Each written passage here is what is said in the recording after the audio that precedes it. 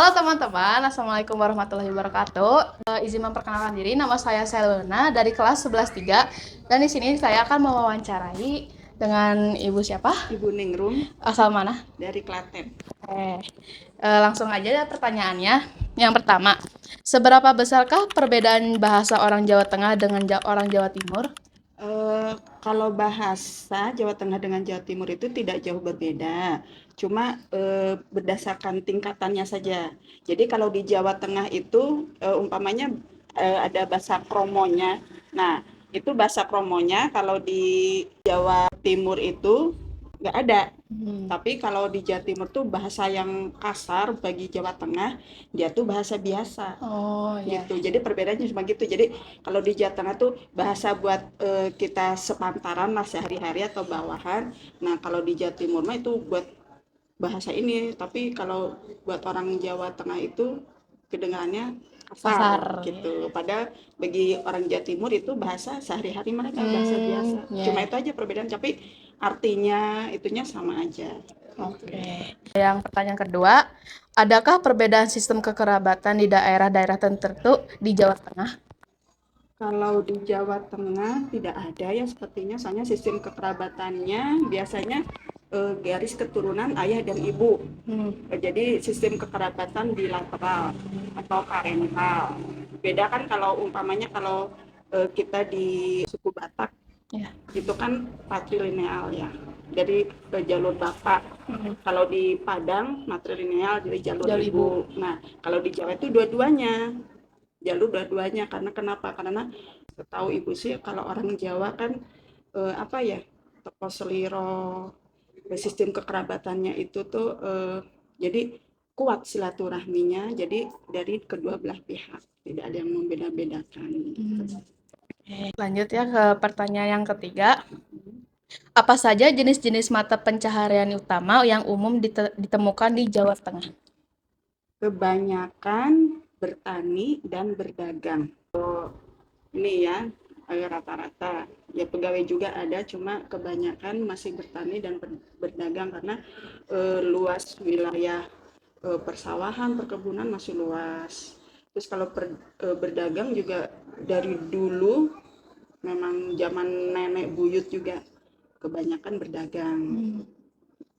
Sampai sekarang juga kan masih ada nenek-nenek umur 80 tahun, 9 tahun masih ada yang berdagang kan. Nah, itu sudah mata pencarian dari dulu. Lanjut, apa saja agama-agama dan kepercayaan yang dianut oleh masyarakat Jawa Tengah? Hampir semua ada, cuma kalau Jawa Tengah itu terutama Jogja, Solo ya, toleransinya sangat kuat sekali. Jadi bisa dalam satu keluarga itu ada bermacam-macam agama. Ada Islam, ada Kristennya, ada yang Katolik, ada yang Protestan. Terus kalau di sana biasanya Hindu. Soalnya kan banyak peninggalan candi-candi itu. Zaman dulu kala itu sebelum Islam masuk itu Hindu dulu kan. Jadi ada Hindu, termasuk keluarga ibu juga ada yang masih dulu beragama Hindu, ada yang beragama Kristen, ada yang beragama Islam, ada, cuma ya akur mereka gitu. Jadi kalau Lebaran ya datang bareng-bareng, kalau Natalan juga ini, jadi nggak ada lah, belum pernah ada di Jawa Tengah tuh yang bentrok antar agama, jadi semuanya guyup gitu. Pertanyaan yang kelima, sebutkan satu motif batik yang berasal dari Jawa Tengah. Satu motif batik sebenarnya banyak ya, cuma yang paling gampang itu yang sering kali dipakai batik parang. Tahu batik parang? Enggak. Nah, batik parang itu yang hurufnya seperti S gitu-gitu. Oh iya. Nah, itu cuma kalau batik parang itu sebenarnya tidak boleh dipakai oleh sembarang orang. Oh, kenapa itu? Jadi itu kalau batik parang itu khusus dipakai oleh lingkungan keraton. Jadi yang boleh pakai itu raja, ratu, sama umpamanya petugas-petugas di keraton, abdi dalam. Nah, itu juga batik parang juga ada macam-macam. Yang boleh dipakai raja sama ratu motifnya yang agak besar umpamanya. Kalau yang abdi dalam yang motifnya yang lembut kecil-kecil. Nah, itu ada itu. Terus Kalau pernikahan juga tidak boleh kita memakai batik parang, termasuk raja dan ratu juga kalau menikahkan anaknya tidak boleh memakai batik parang karena eh, kalau zaman dulu ceritanya jadi kalau kita memakai batik itu kan parang itu ya kayak senjata itu tajam. Iya. Jadi nanti takutnya membawa kesialan kepada pengantin gitu. Jadi tidak diperbolehkan. Jadi hanya untuk upacara-upacara tertentu. Cuma kalau sekarang kan karena sudah ini zaman, jadi rakyat biasa juga boleh memakai batik parang. Cuma kalau di lingkungan seperti kemarin, contohnya pas nikahannya Mas Kaisang itu. Ya. Nah, itu kan diumumkan tidak boleh memakai batik parang. Karena itu kan di lingkungan Keraton Solo. Iya, ya.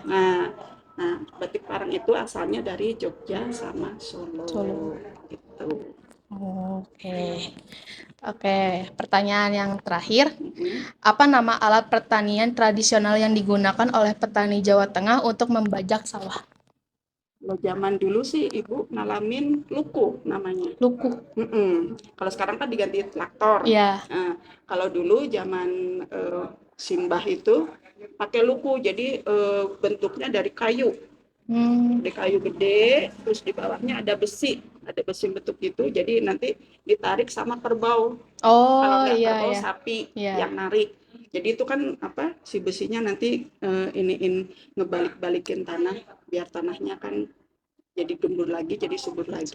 Jadi luku itu dipakai kan kalau udah panen selesai, terus mau nanam lagi padi. Nah itu kan tanahnya harus diolah lagi kan biar subur. Nah kalau sekarang kan diganti dengan traktor. Kalau dulu namanya luku. Ya, luku. Luku. Luku. Itu aja. Pertanyaannya sudah habis ya. Terima kasih untuk sudah menjawab pertanyaan dari saya. Iya, sama-sama. Oke, sekian ya dari saya. Wassalamualaikum warahmatullahi wabarakatuh.